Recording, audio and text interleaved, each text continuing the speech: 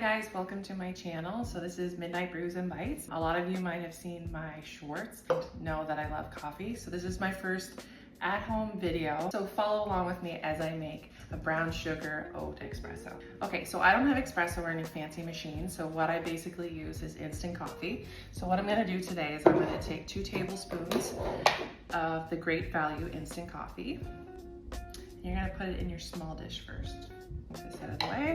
So 1, 2. You're just gonna take some warm or cold water. 1 and 2. Take a spoon and mix it around. Now, sometimes I use a frother, but basically I found that the frother is it makes it really, really foamy. Today I don't want any foam on it. I'm gonna give that a stir around, and I find that the Great Value instant coffee is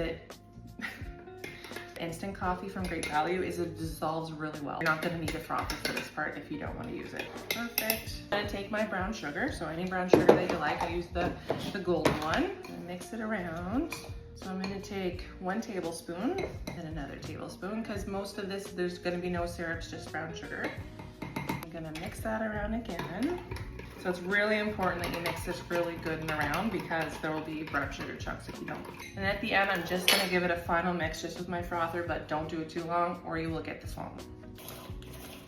It's enough to try to mix it a little bit more. Then you're gonna take your cup. I like to fill mine about half full for my glass. So it works out to be 2 of those scoops. Then I add my milk first.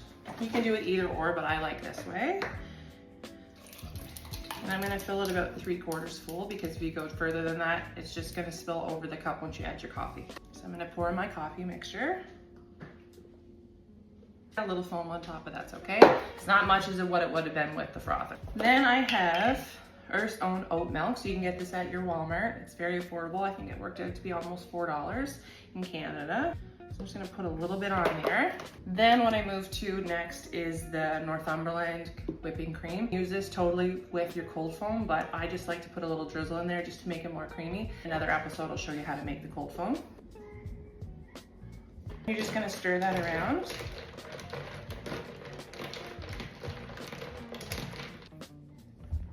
Oh, so delicious. Following along today.